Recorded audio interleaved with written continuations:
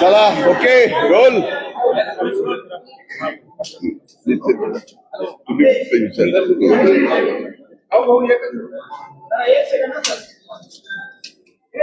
काँग्रेस पक्षाच्या अधिकृत पेजवरून आमच्या आदरणीय नेत्या राष्ट्रवादी काँग्रेस पक्षाच्या राष्ट्रीय अध्यक्षा या राज्याच्या पहिल्या महिला उपमुख्यमंत्री आदरणीय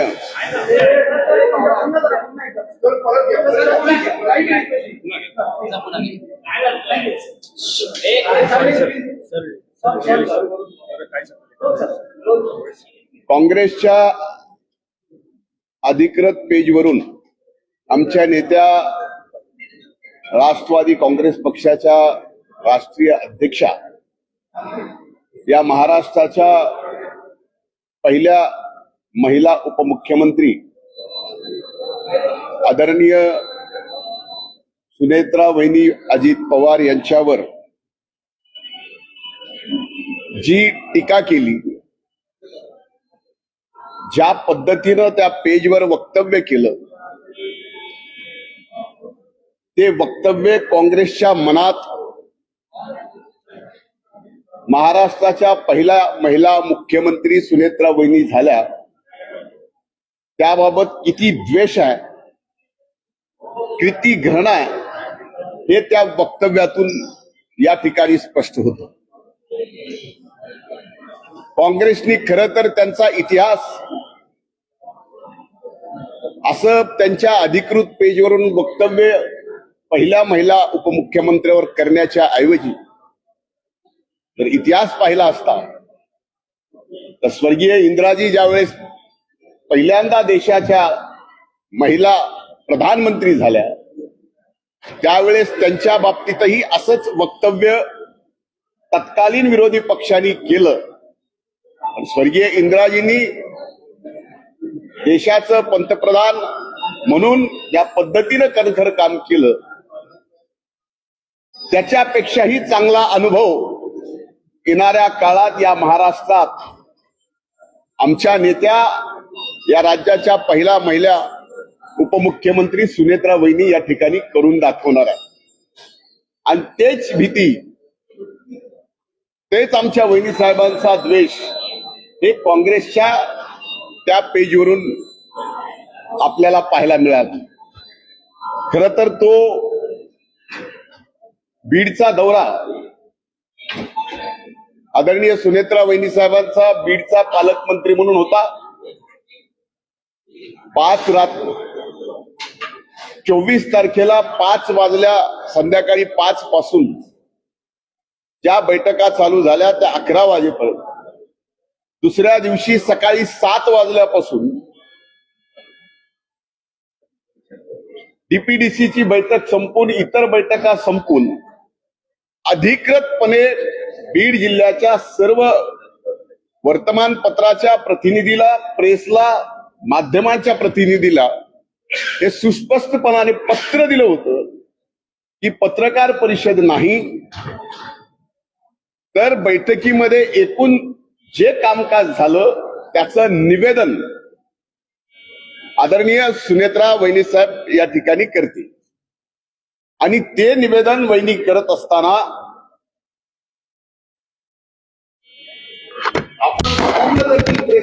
लक्षात निवेदन करत असताना सुद्धा आपलं संबंध दुःख विसरून त्या या महाराष्ट्राच्या मायबाप जनतेची सेवा करायला आज उतरल्या. आणि निवेदन करताना ज्यावेळेस दादांचे 2 कामांच्या संदर्भात विषय आला त्यावेळेस वहिनी सुद्धा अतिशय भावनिक झाल्या. मी त्यांच्याकडे पाहिल्यानंतर मला असं वाटलं की त्यांचा हुंदका बाहेर येतोय का, म्हणून त्यानंतर बोलल्यानंतर माध्यमाचे प्रतिनिधी प्रश्न विचारत होते तर मी त्यांना म्हणलं की आपण आता थांबायला पाहिजे, कारण हा प्रश्न उत्तराची प्रेस नाही. अधिकृतपणे हे सांगितलेलं आहे, हे पत्र अगोदरच दिलेलं आहे की हे फक्त निवेदन करण्यात येईल प्रश्न उत्तर पत्रकार परिषद नाही, फक्त निवेदन करण्यात येईल. हे सुद्धा माध्यमांनी लक्षात घ्यावं. आणि म्हणून या ठिकाणी मी स्वतः प्रेसला म्हणलं की आपण लक्षात घ्या, पहिल्यांदा पालकमंत्री म्हणून आल्यात, अतिशय भयंकर दुःख पचवून त्या या ठिकाणी मायबाप जनतेची सेवा करायला आणि दादांचं सामान्य माणसाबद्दल असणारं प्रेम, त्यांच्या प्रती असणारं निष्ठा, त्याचा वारसा चालवायला त्या पुढे आलेल्या आहेत. तेव्हा आपण सुद्धा त्या ठिकाणी तेवढं थोडंसं भावनिक होऊन थांबायला पाहिजे होतं निवेदन झाल्यावर. पण स्वाभाविक आहे, बीड जिल्ह्याच्या माध्यमांच्या बाबतीत मी स्वतः ट्विट केलं की 90 नाही 95% प्रतिनिधी प्रिंट इलेक्ट्रॉनिक मीडियाचे अतिशय चांगलं काम करतात, फेअर काम करतात. पण काही मंडळींना मात्र बीड जिल्ह्याचं वातावरण सहजासहजी निवडू द्यायचं नाही. जातीपातीचं ज्या पद्धतीचं राजकारण चालू ठेवायचंय त्याच्यासाठी तुझबरही त्यांचे प्रयत्न कमी पडू देत नाहीत.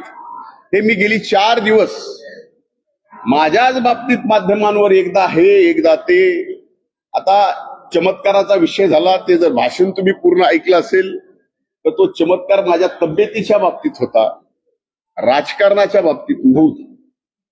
दुसरा विषय शेतकऱ्यांच्या बाबतीत, तो शेतकरी वहिनीसाहेब समोर असताना अतिशय जोरात असं समोरून बोलत होता. तर मी म्हणलं शांतपणाने सांगा तर वहिनीसाहेबांच्या लक्षात येईल. एवढंच बोललो की माध्यमांनी चालवलं की शेतकऱ्याला मी दाब दिला.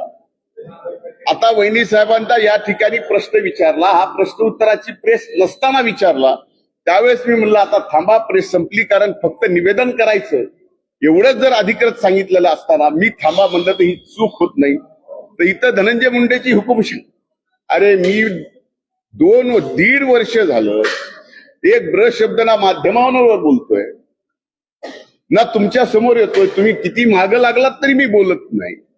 आज मी कुठल्या तिथं मंत्रिपदावर नाही, मी फक्त आमदार आहे, तरी सुद्धा आमदार म्हणून मी हुकुमशाह आहे. म्हणजे एखाद्याचा द्वेष किती करावा, म्हणजे काँग्रेस ज्या पद्धतीने द्वेष वहिनी साहेबांवर करते आणि बीड जिल्ह्यातले ठराविक काही जण ज्या पद्धतीने माझा द्वेष करतात, हे खरंच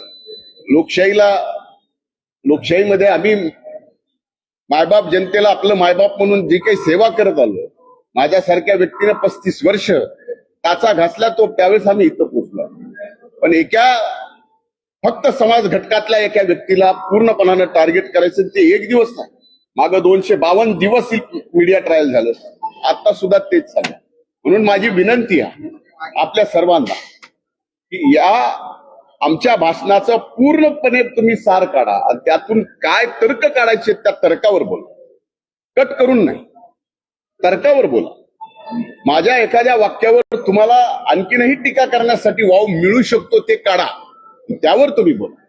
आणि माझी या ठिकाणी काँग्रेसला, जी की पूर्णपणानं बुडालेली आहे, त्या काँग्रेसला सांगायचं की आपण ज्या स्वतःच्या अधिकृत पेजवर आमच्या वहिनींवर टीका केली, इथून पुढे अशी टीका करत असताना आपण स्वतःकडे सुद्धा बघा.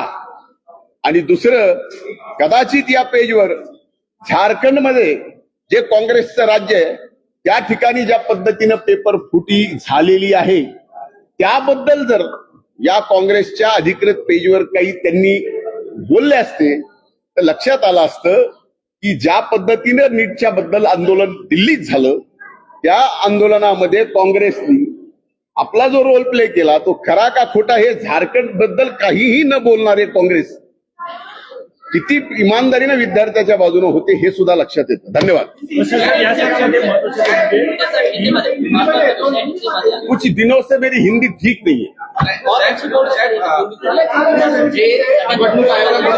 26 तारखेला जी बैठक झाली होती, फेरबदल झाले होते, त्या संदर्भातल्या पत्राच्या निमित्तानं अनुषंगानं आणखी एक निवेदन त्या ठिकाणी देण्यास सांगण्यात आलेलं आहे. कसं पाहता, पक्षाच्या अडचणी वाढतायत? नाही, या बाबतीमध्ये आमचे वरिष्ठ नेते आदरणीय कार्यकारी अध्यक्ष प्रफुल्लभाई पटेल, आदरणीय तटकरे साहेब, सन्माननीय पार्थ पवार हे सर्वजण पाहतायत, त्यामुळे यात काही अडचणी आहेत अशातला काही भाग नाही. विजय वडेट्टीवार यांनी मुख्यमंत्री मराठा समाजाचे एक ओबीसी समाजाचा असला पाहिजे. ऑफिशियल पेज से कहा गया है गुंगी गुड़िया किस तरीके से रिएक्ट कर रहे हैं? देखिए इतनी ये जिस तरीके से कांग्रेस ने अपने अधिकृत पेज पे हमारी नेता राष्ट्रीय अध्यक्षा और इस राज्य की पहली महिला उप मुख्यमंत्री सुनेत्रा वहिनी, जिनके ऊपर गूंगी गुड़िया बोल के टीका टिप्पणी की है, मैं कहता हूं कि कांग्रेस के अंदर एक महिला उप मुख्यमंत्री के प्रति, सुनेत्रा वहिनी अजीत पवार के प्रति कितना मन के अंदर द्वेष है, ये प्रकट होता है. आज कुछ दिन नहीं हुए उनको उप मुख्यमंत्री बने हुए, ऐसे प्रसंग में वो उप मुख्यमंत्री बनी है जब अजीत दादा का ही वाक्य लेके इंदिरा जी पे टीका करता था.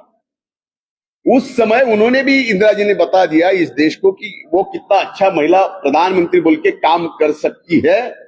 आने वाले समय में ये कांग्रेस भी देखेगी और जो हमारा द्वेष करने वाले ये भी देखेंगे कि ये सारा दुख झेलते हुए भी हमारी महाराष्ट्र की पहली उप मुख्यमंत्री नेता सुनेत्रा वहिनी उससे भी अच्छा काम करके इस महाराष्ट्र की जनता को बताएगी. यही मेरा आज कहना है. और कांग्रेस के बारे में मैं यही कहूं कि ये कुछ दिनों पहले आप नीट के बारे में जैसे उतावले हो रहे थे, उसी तरह झारखंड में भी जो हो रहा है उस बारे में भी तो कुछ आपके ऑफिशियल पेज पे आना चाहिए. उतना करिए. धन्यवाद. एक प्रश्न आहे की तुमचं तर बीड मधलं जे वक्तव्य होतं की निवृत्तीच्या बाबतीत किंवा राजकीय संदर्भात ते नेमकं काय आहे? निवृत्तीचं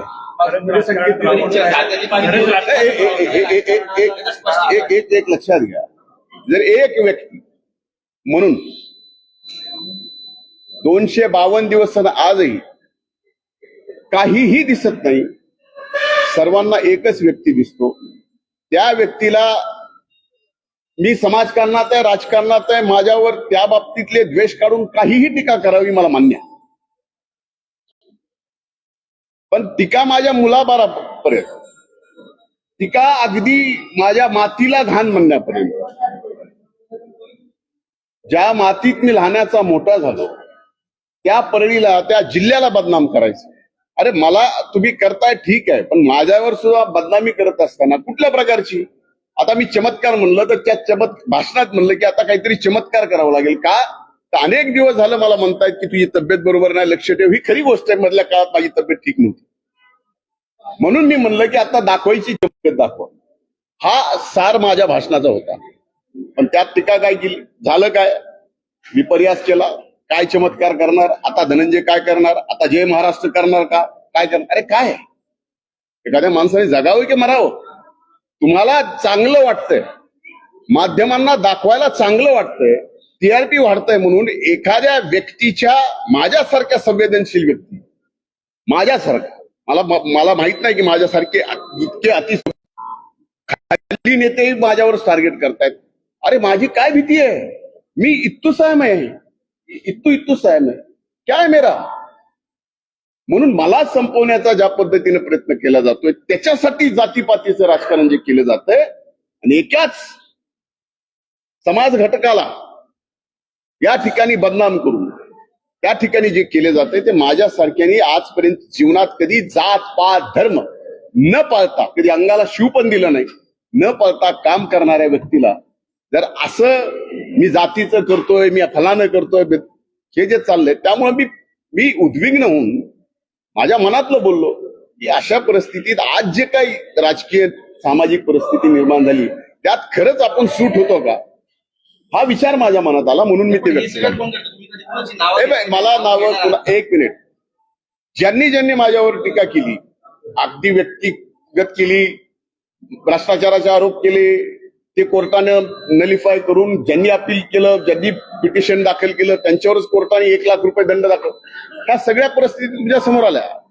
मला कुणाच्याही बाबतीत काही बोलायचं नाही. माझा नियतीवर विश्वास आणि हा हिशोब नियतीच करत असते. ज्यांनी खोटं केलं मी जीवनामध्ये कधीच विरोधी पक्षनेता झालो, आरोप खोटा केला नाही, पुरावा असल्याशिवाय मी कधी केलं नाही. तर या ठिकाणी चाललंय, माध्यमांनाही बरं वाटतंय, त्याबद्दल आता मी सांभाळून स्वतःला घेतोय की आपणही बरं वाटून घ्यायचं काय जे चाललंय. जास्त आरोप अंजली दमने यांनी केले, तर त्यांचे आरोप ए, होते असं म्हणावं. आता तुम्हालाच माहिती की त्यांना 1 लाख रुपयाचा दंड लागला. मी तेच म्हणतोय, हायकोर्टाने, माननीय उच्च न्यायालयाने 1 लाख रुपयाचा दंड, त्यांनी जे पिटिशन दाखल केलं त्या बाबतीत हा प्रश्न त्यांना विचारा ना. कधीतरी ही हिंमत करा माध्यमांनी. बीडमधल्या कायदा व सुव्यवस्थेवर त्या बाबतीमध्ये मला काही आता बोलायचं. कारण काय आहे, ते खासदार जिल्ह्यातले ते वारंवार केंद्रीय गृहमंत्र्यांकडे जातात आणि या विषय सांगतायत. म्हणजे खरंच एवढं इथपर्यंत थेट केंद्रीय गृहमंत्र्यांमध्ये जाण्यासाठी बीडमधली कायदा व सुव्यवस्था आहे. हे बघा, आज या बाबतीत मला काही बोलायचं नाही. येणारा काळ हे दाखवून देईल. कालपर्यंत ज्यांना बरं वाटत होतं की बीड जिल्ह्यात कायदा सुव्यवस्था अतिशय चांगली आहे, आज विषय फक्त त्यांच्यावर आला की बीड जिल्ह्याची कायदा सुव्यवस्था बिघडली. हे जे दुट्टप्पी चाललंय ते कुठेतरी बंद व्हायला पाहिजे. हे आम्ही बंद करू शकत नाहीत. आम्हाला काय या बाबतीत बोलायचं, माध्यमांनी हे बंद करायला पाहिजे. आणि माझी हात जोडून विनंती आहे की माध्यमांना सुद्धा हे बीड परळी बीड हे जे बदनामी चालली आहे, आम्हाला काय करायचं ते करा. आता आम्हाला मला तर गमवण्यासारखं काय राहिलेलं नाही. त्यामुळे